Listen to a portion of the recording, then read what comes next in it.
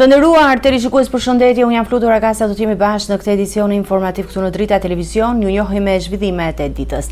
Protesta e përditshme qytetare në Tiranë vijoi edhe këtë mbrëmje përballë kryeministrisë, ku qytetarët dhe aktivistët përsëritën kërkesat dhe për ndryshimet politike dhe institucionale. Organizatorët deklaruan se lëvizja do të vazhdojë pa ndërprerje gjatë verës, ndërsa pjesëmarrësit kërkuan ndërheqjen e qeverisë dhe ndryshime të mënyrës së funksionimit të institucioneve. Protesta qytetare në Tiranë vijoi edhe mbrëmjen e sotme, duke shënuar një tjetër ditë të grumbullimit të qytetarëve në bulevardin Dëshmorët të Kombit. Pjesëmarrësit u mblodhën fillimisht në sheshin Skënderbej dhe më pas marshuan drejt kryeministrisë, ku zhvilluan tubimin e radhës. Qytetarët mbajtën pankarta dhe përsëritën thirrjet kundër qeverisë, ndërsa nga podiumi u kërkua vazhdimi i qendresës qytetare deri në përmbushjen e kërkesës së protestës. Organizatorët theksuan se lëvizja nuk do të ndalet gjatë periudhës së verës, pavarësisht temperaturave të larta dhe sezonit turistik. Sipas protesta do të vijojë çdo ditë për të mbajtur të pandërprer presionin ndaj institucioneve. Gjatë fjalimeve, aktivistë dhe qytetarë kërkuan ndryshime politike, më shumë përgjegjësi institucionale dhe një përfaqësim më të madh të interesave të qytetarëve. Ata deklaruan se protesta e nisur fillimisht kundër projektit në Zvernec ishte shndruar në një lëvizje më të gjerë me kërkesa për ndryshim të sistemit. Me pjesëmarrjen e qytetarëve nga Tirana, qytetet të tjera të vendit dhe mbështetjen e diasporës, organizatorët bën thirrje që qendresa të vijonte dhe në ditët në vijim, duke cilësuar protestën si një përballje të vazhdueshme qytetare me qeverinë. Partia Demokratike hyn në fazën e fundit të riorganizimit të strukturave drejtuese me votimin e nënkretarëve dhe drejtuesve të sekretariateve. Këshilli Kombëtar do të përcaktojë përbërjen e re të ekipit drejtues, ndërsa disa prej figurave aktuale pritet të konfirmohen për një mandat të dytë. Krahas emrave të njohur, gara sjell edhe kandidatura të reja që synojnë të marrin role në drejtimin e partisë. Partia Demokratike pritet të mbyll procesin e riorganizimit të brendshëm në zgjedhjet e strukturave të larta drejtuese. Këshilli Kombëtar është mbledhur për të votuar përbërjen e re të kupolës së partisë, duke nisur nga nënkretarët deri tek drejtuesit e sekretariateve. Në postin e numrit të dytë të Partisë Demokratike, Flamur Noka shihet sërish si kandidatura kryesore për të vijuar detyrën e nënkretarit. Deputeti demokrat, i konsideruar një prej bashkëpunëtorëve të afërt të Sali Berishës, pritet që të kërkojë një tjetër mandat në këtë pozicion. Ndërkohë, në orët para votimit është përmendur dhe emri i deputetit Blendi Himçi si një kandidat alternativ për këtë post. Gazmend Bardhi nuk do t'i nështrohet procesit të votimeve për nënkryetar, pasi pozicioni i tij lidhet drejt për drejt me funksionimin që mban si kryetari i grupit parlamentar demokrat. Situata mbetet e hapur edhe për Agron Gjek Markaj, rikthimi i të cilit në struktura drejtuese varet nga vazhdimi i mandatit të tij si nënkryetari i kuvendit. Ndërkohë, Luciano Boxhi pritet të jetë sërish pjesë e garës për një mandat të dytë, ndërsa në listën e kandidatëve për këtë post pritet të përfshihet edhe Belind Klliçi dhe Kleviz Badhiu. Një tjetër emër që qarkullon në struktura drejtuese është ai e Arisa Bajazitit, e cila vjen nga përfaqësimi i diasporës dhe mund t'i bashkohet ekipit të nënkretarëve. Ndryshe nga postet politike, ndryshime më të mëdha priten në sekretariatet e partisë. Disa prej drejtuesve aktual kanë vendosur të mos rikandidojnë, duke krijuar hapësira për figura të reja. Një prej tyre është juristi Ivi Kaso, i cili ka hequr dorë nga gara për drejtimin e sekretariatit përkatës. Për këtë pozicion pritet të kandidojë një tjetër jurist, Franci Nuri. Në këtë proces, demokratët synojnë të përmbyllen riorganizimin e strukturave dhe të përcaktojnë ekipin që do drejtojë aksionin politik të partisë në periudhat e ardhshme. Kreu i SPAK-ut Klodian Brau deklaroi në Komisionin për Mbikëqyrjen Institucionale se fakti që prokuria e posaçme kritikohet nga të gjitha forcat politike nuk është tregues i dështimet, por sipas tij, dëshmi e pavarësisë së institucionit. Për gati 4 orë, Brau u përgjigj akuzave të opozitës për krimin zgjedhor, hetimet ndaj zyrtarëve të lartë dhe çështjen e Belindja Ballukut. Kreu i SPAK-ut kërkoi që çdo pretendim për ndërhyrje apo shkelje të shoqërohet me prova konkreta. Kreu i prokurisë së posaçme Klodian Brau ka deklaruar se fakti që SPAK është kritikuar nga të gjithë kampet politike nuk është tregues i një problemi në punën e institucionit, por sipas tij një dëshmi se hetimet po zhvillohen pa ndikim politik. Gjatë raportimit në Komisionin për Mbikëqyrjen Institucionale, ku diskutua për rreth 4 orë çështje të punës së prokurisë së posaçme, Brau tha se pa kënaqësit nga të gjitha palët politike janë në një situatë që e konsideron normale për një institucion që heton korrupsionin dhe krimin e organizuar. zgjeruar. Një pjesë e madhe e debatit u përqendrua te krimi zgjedhor. Deputetët e opozitës ngritën akuza për standarde të dyfishta, duke pretenduar se hetimet nuk kanë prekur personat apo grupet që sipas tyre kanë ndikuar në proceset zgjedhore. Kreu i SPAK hodhi poshtë këto pretendime duke theksuar se vendimarrjet e prokurorëve bazohen vetëm në materialet hetimore dhe jo në qëndrimet e aktorëve politik. Krimi zgjedhor është një fenomen që është qetësues dhe neve na shqetëson si prokurori. Nuk është një fenomen që ne pajtohemi me të. Është një fenomen që nuk është krijuar brenda një viti apo brenda 2 vjetësh, ka një periudhë gjatë kohore. Ajo që duhet të kuptojmë është të vendosini dhe ju në rolin e jurist apo prokurorit që çështjet përfundojnë në akuza kur gjenden provat. Pa prova nuk mund të ngrihen as akuza dhe as mund të gohen çështjet. Nuk shoh një standard të dyfisht midis përfaqësuesve të njërës palë apo përfaqësuesve të palës tjetër. Pavarësisht se ju përmendët disa raste dhe nuk shoh lidhje të këtyre rasteve me reagimin e SPAK-ut për çështjet zgjedhore. Por mendoj që ky është një perceptim, është dhe politik, mund të jetë dhe me gjerë, por nga ana jon e nuk nisemi me perceptime, nisemi nga atë që ka dosja. Dhe ju siguroj që nëse dosjet kanë provat e nevojshme, kushdo që të jetë, në secila anë të jetë, do mbaj përgjegjësi për atë veprim që ka kryer. Një tjetër çështje që u diskutua ishte hetimi ndaj ish kryeministres Belinda Balluku. Brau bëri të ditur se hetimet vijojnë dhe se një vendim i mëtejshëm do të merret në momentin e duhur. Nuk mund të them më tej detaje konkrete, është një çështje konkrete. Mbas moment të mëvonshëm prokuria do në vijim të hetimeve do ketë një vendimarrje përkas. Por nuk mund të komentoj sot një çështje konkrete. Ajo që është e qartë është që prokuroria e ka pasqyruar në të diskutimi me dyert të mbyllura se çfarë ka kërkuar dhe është e qartë dhe reagimi i prokurorisë pas vendimarrjes së kuvendit. Debati u ushtri edhe te kryeministri Edi Rama, pasi deputetët e opozitës pretenduan se ai nuk është i rrur nga SPAK. Brau kërkoi që çdo pretendim të shoqërohet me prova. Pyetje që lidhet me një kallëzim penal konkret dhe nuk kam asnjë koment për këtë çështje. Nëse dikush ka prova për cilin do, është i ftuar të depozitojë në SPAK dhe të marrë përgjigjen ligjore sipas procedurës parashikuar në ligj. Asnjë person nuk është imun ndaj veprimeve procedurale të SPAK-ut dhe këtë e them me bindje. Kushti është nevoja hetimore dhe prova për kryerin e veprave penale. Kreu i SPAK-ut reagoi lidhur edhe me diskutimet për çështjen e takimit në Aruba, duke theksuar se prokuroria e posaçme nuk lejon që provat të mbahen pa u trajtuar në dosjet hetimore.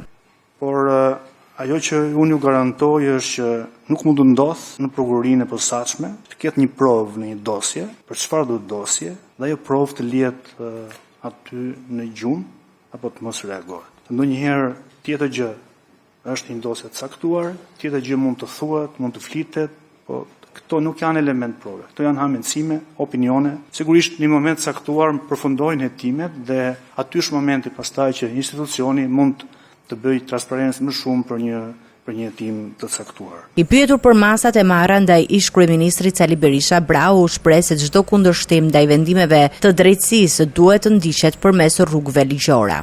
Pyetjet. Faleminderit zonja Hoti. Në fakt gjitha pyetjet tuaja lidhen me çështje konkrete dhe unë nuk kam koment për asnjë çështje konkrete. Secili person që ka një proces gjyqësor, kushdo qoftë ai, ka të drejtën që të kundërshtojë vendimarrjet e SPAK-ut, ka të drejtën të dëgjohet gjykat dhe është gjykata që ka kompetencën të përcaktojë çfarë është e drejtë dhe çfarë është e gabuar. Kundër të vendimit gjykatës ekziston edhe tankimi në gjykatat më të larta. Gjatë seancës, kreu i SPAK u ndal edhe tek dosje të tjera në hetim duke theksuar se në prokurorinë e posaçme asnjë çështje nuk mbetet pa u trajtuar dhe se çdo hetim zhvillohet mbi bazën e provave.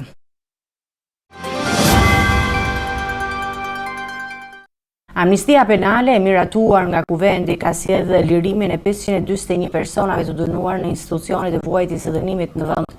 Përfitues janë kryesisht persona të dënuar për vepra të lehta penale ose që kanë pak kohë të mbetur nga përfundimi i dënimit. Për shumë prej tyre, dalja nga qelia shihet si një mundësi për një fillim të ri, ndërsa sfida kryesore mbetet reintegrimi në shoqëri. Dyert e burgjeve janë hapur këtë të mërkur për qindra të dënuar, të cilët kanë përfituar nga amnistia penale miratuar nga Kuvendi i Shqipërisë. Në burgun e Reçit, 101 persona kanë lënë qelit dhe janë rikthyer pranë familjarëve të tyre. Bëhet fjalë për të dënuar që plotësonin kriteret e përcaktuara në ligjin e amnistisë, mes tyre persona me dënime për vepra më të lehta penale ose me pak muaj të mbetur deri në përfundim të vuajtjes së dënimit. Unë jam akuzuar për lënë narkotike, prodhim dhe shitje lënë narkotike, jam dënuar me 5 vjet burg dhe vojta 2 vjet e 7 muaj. Dhe nuk jam kapur me asnjë lloj gjaje. Jam dënuar pa drejtësisht nga ana e prokurorisë të Korçës dhe gjykatës dhe këtë e kam nga oficeri i policisë gjyqësore Mariglen Besha. E kam me tendencë. Nga ai ustaj dhe më ka marrë dhe familjen e qaf, ai dhe kam 2 vjet e kusur këtu që s'po takoj dot familjarët e mi. Edhe në institucionet e tjera të vuajtjes së dënimit janë zbatuar përfitimet e amnistisë. Në burgun e Kosovës në Lushnjë janë liruar rreth 120 të dënuar, në Fije rreth 98 persona, ndërsa nga Fushkruja kanë fituar lirin 9 të dënuar. Në Durrës përfitues kanë qenë 10 persona, ndërsa në Vlorë vetëm 1 përfitues. Në burgun e Drenovës, 60 të dënuar janë larguar pas përfitimit nga amnistia. Mes tyre ishte dhe Igli Çangëtari, i cili pas përfundimit të dënimit e konsideron periudhën e kaluar pas hekurave si një përvojë që i ka shërbyer për të reflektuar mbi të ardhmen. Asnjë vifit. Ishim bërë në familje. Ka fituar një model. Periudha shumë e keqe. Ushqimet katastrofë, as derrat mos më hangër, shumë keq. Kushtet nuk janë si çfarë thotë Dirama jashtë, po janë komplet nësh. Këtë falsifikim. Si është jashtë, ne shohim se si është. Si më vjen jetun shtetëligjor, po ky sa shtetëligjor. Na ham na fukaret, kurse ata të tjerë s'han. I shohim gjanat. Kam i 20 vjeç në Gjermani në të dyshe. E di çfarë ligje, di çfarë Evropa. Të s'ka ligj, s'ka zonë. Por kthimi në liri nuk është i njëjti për të gjithë. Për disa ishte dënuar, sfida më e madhe nis pas daljes nga burgu për shkak të vështirësive psikologjike dhe përshtatjes me jetën e ambienteve të izolimit. Ndërkohë, për disa të tjerë, liria shoqërohet me përpjekje për të kthyer emrin dhe reputacionin e tyre. Besmir Qezari deklaron se dalja nga burgu nuk përbën pranim të fajësisë dhe se synon të vijojë betejën ligjore për të provuar pafajësinë e tij. Jam dënuar pa drejtësisht nga ana e prokurorisë të Korçës dhe gjykatës, 2 vjet e kusur këtu që s'po takoj dot familjarët e mi. Do ta kërkoj dhe kjo është vetëm fillimi. Në institucionin e grave në Pojsk kanë fituar lirin edhe 15 gra të dënuara. Amnistia penale ka sjellë ndryshime në sistemin penitenciar, por për 541 persona të liruar, sfida e radhës është rikthimi në jetën sociale, gjetja e një mundësie punësimi dhe përshtatja në realitetin jashtë institucioneve të vuajtjes së dënimit. Qeveria shqiptare ka miratuar në parim marrëveshjen për sigurimet shoqërore me Sloveninë, duke i hapur rrugë njohjes reciproke të viteve të punës dhe kontributeve të emigrantëve shqiptar në të dyja vendet. Me këtë marrëveshje shkon në 17 numri i vendeve me të cilat Shqipëria ka arritur dakordsinë për njohjen e periudhave të sigurimit, ndërsa 11 prej tyre janë vende të Bashkimit Evropian. Emigrantët shqiptar në Sloveni do të kenë mundësi të përfitojnë nga njohja e viteve të punës dhe kontributeve të sigurimeve shoqërore pas miratimit në parim nga qeveria shqiptare të marrëveshjes dypalçe në këtë shtet. Marrëveshja synon të garantojë që periudhat e punës dhe kontributet e paguara në Shqipëri dhe Sloveni të njihen reciprokisht, duke mbrojtur të drejtat e qytetarëve që kanë ndërmarrë karrierën e tyre profesionale në më shumë se një vend. Ministri i Ekonomisë dhe Inovacionit Elina Ibrahimaj e cilësoi këtë politikë si një proces të rëndësishëm për mbrojtjen e të drejtave të emigrantëve shqiptar, veçanërisht për përfitimet e ardhshme nga skema e sigurimeve shoqërore. Dua të kujtoj këtu që kjo është një politikë e cila prej disa vitesh tashmë ka filluar dhe është intensifikuar nga ana e qeverisë shqiptare, pasi është thelbësore në mbrojtjen e të drejtave të punës dhe në mbrojtjen e të drejtave dhe pagesave që çdo individ mund të marrë në të ardhmen, pasi ka kryer disa vite pune në Republikën e Shqipërisë dhe disa vite pune në një vend tjetër. Në përfshirjen e Slovenisë, numri i marrëveshjeve dypalçe për siguritë me shoqërore mes Shqipërisë dhe vendeve të tjera arrin në 17, ndërsa 11 prej tyre janë nënshkruar me vende anëtare të Bashkimit Evropian. Sipas ministres, rreth 20.000 shtetas shqiptar kanë përfituar deri tani nga këto marrëveshje, ndërsa një ndër më të rëndësishmet ishte ajo me Italinë për shkak të numrit të lartë të shqiptarëve që jetojnë dhe punojnë atje. Ka qenë një problem i cili ndër vite është mbartur. Ne, siç e dini, gjatë vitit të kaluar kemi firmosur dhe ratifikuar marrëveshjen me Italinë që është më e rëndësishmja, pasi numri i shqiptarëve që punojnë dhe jetojnë në Itali është shumë i lartë. Deri tani janë rreth 20.000 shqiptarë që kanë përfituar nga marrëveshjet që ne kemi firmosur për njohjen e viteve të kontributeve të sigurimeve shoqërore. Në mbledhjen e fundit të qeverisë u miratuaj gjithashtu ndryshime në 3 ligje të sistemit financiar me synimin në modernizimin e kuadrit ligjor dhe përafrimin e mëtejshëm me standardet e Bashkimit Evropian.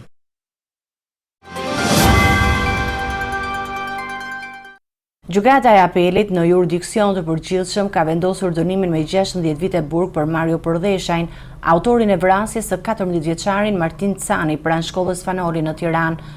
Përdheshaj u shpall fajtor për akuzat e vrasjes në rrethana cilësuese dhe vrasje në rrethana cilësuese mbetur në tentativë, pasi gjatë konfliktit plagosi për vdekje bashkëmoshatarin e tij dhe një tjetër të mitur. Familja e viktimës e ka kundërshtuar vendimin duke cilësuar dënimin të pamjaftuar.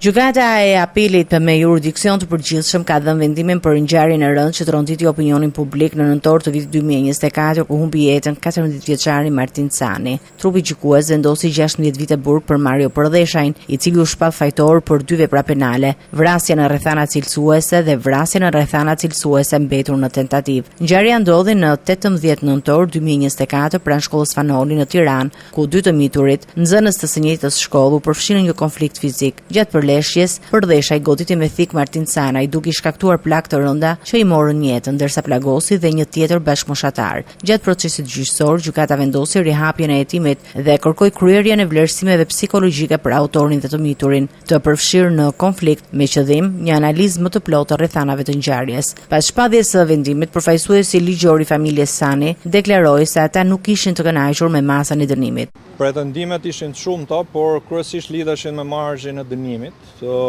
për ta thënë shkurt, një dënim më të lartë se 16 vite.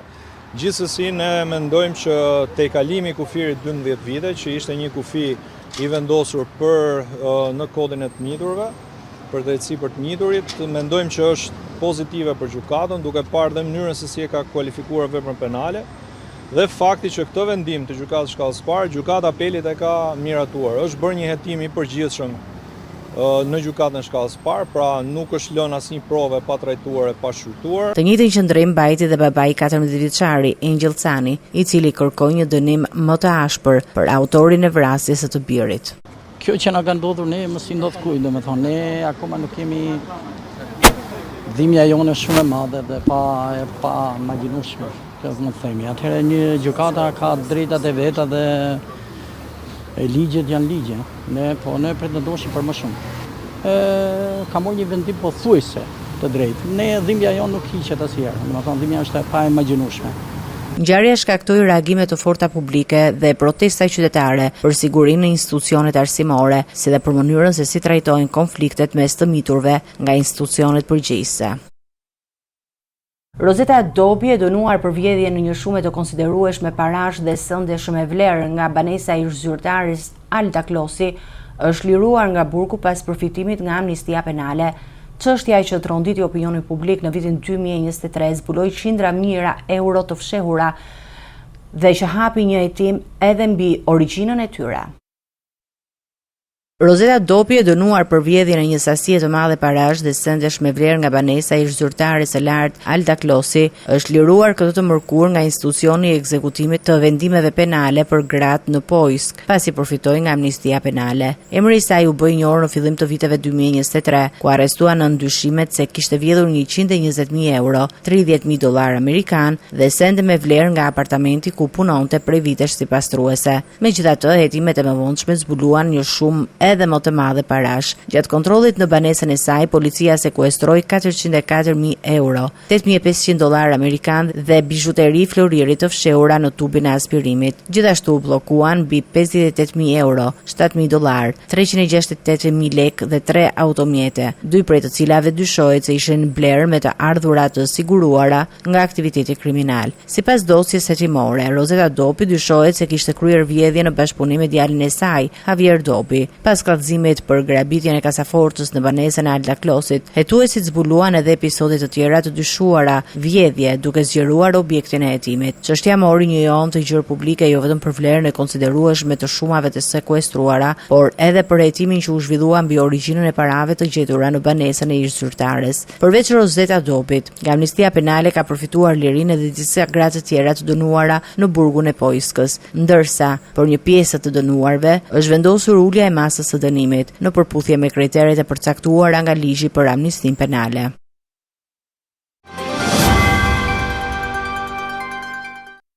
Një operacion i policisë së Lezhës zbuloi 5 ambiente të përshtatura për kultivimin e kanabisit në fshatin Vel, duke çuar në arrestimin e 2 personave.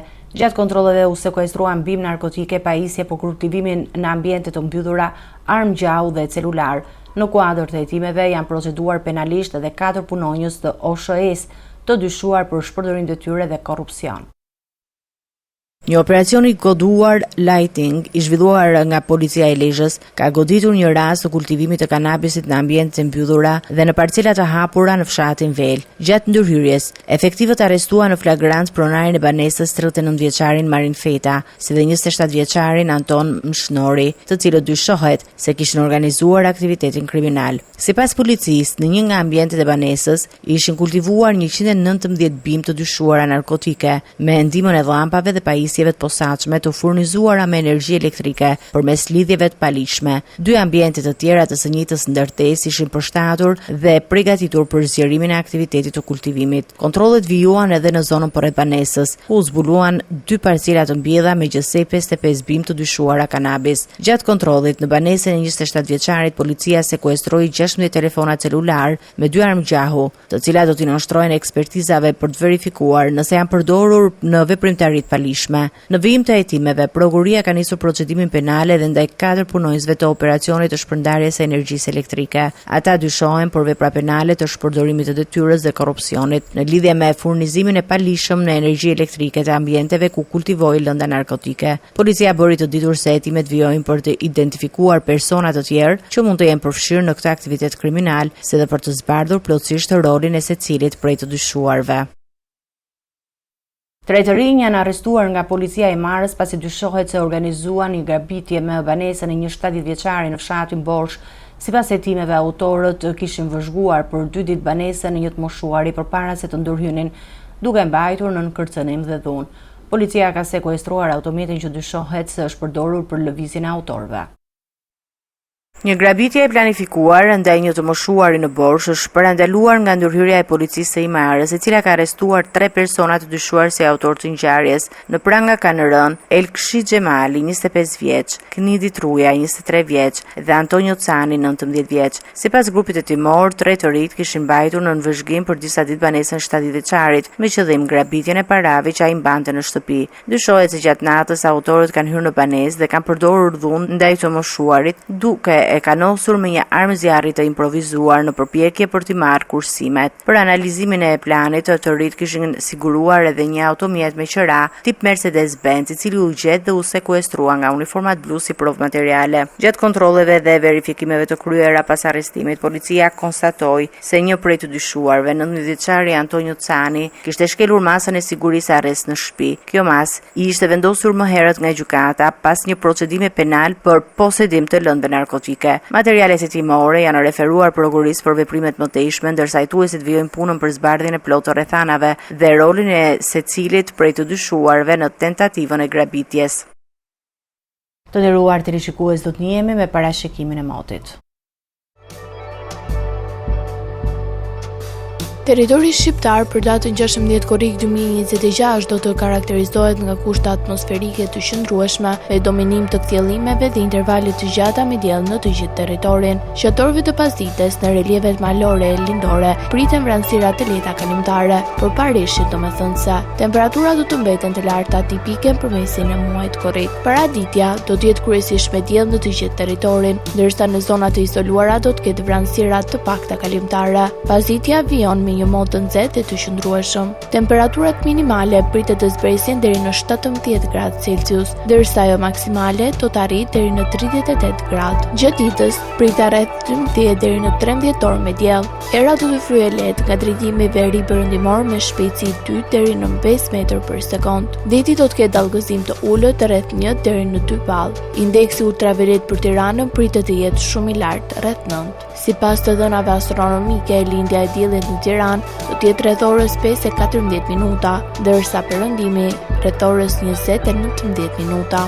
Temperaturat minimale dhe maksimale për disa qytete kryesore të Shqipërisë do të jenë si më poshtë.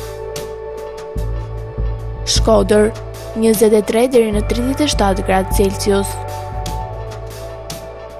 Kukës 19 deri në 34 gradë.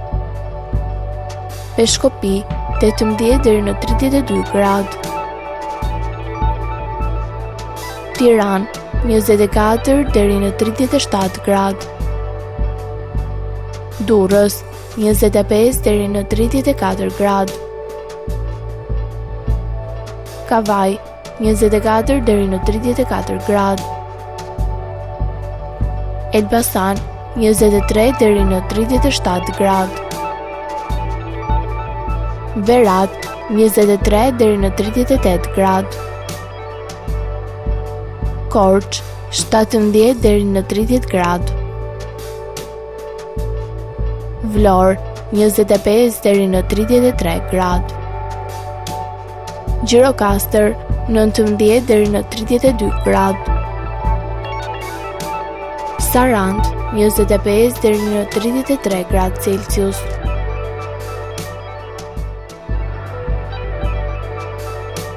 Territori i Kosovës për datën 16 korrik 2026 do të karakterizohet nga një mod i qëndrueshëm me kthjellime dhe intervale të gjata me diell në të gjithë territorin. Gjatë pasdites në zonat malore mund të ketë vranësira të lehta kalimtare, por pa rreshje. Temperaturat do të shënojnë në rritje të lehtë krahasuar me një ditë më para. Paraditja do të ketë një mod kryesisht të kthjellët, ndërsa pasditja vijon me një mod të nxehtë dhe të qëndrueshëm. Temperatura minimale pritet të zbresë deri në 16 gradë Celsius, ndërsa maksimale do të arrijë deri në 32 gradë. Era do të fryejë lehtë nga drejtimi i veri perëndimor me shpejtësi 2 deri në 5 metër për sekond. Indeksi ultraviolet për Prishtinën pritet të jetë i lartë rreth 8. Sipas të dhënave astronomike, lindja e diellit në Prishtinë do të jetë rreth orës 5:05 minuta, ndërsa perëndimi rreth orës 20:18 minuta. Temperaturat minimale dhe maksimale për disa qytete kryesore të Kosovës do të jenë si më poshtë.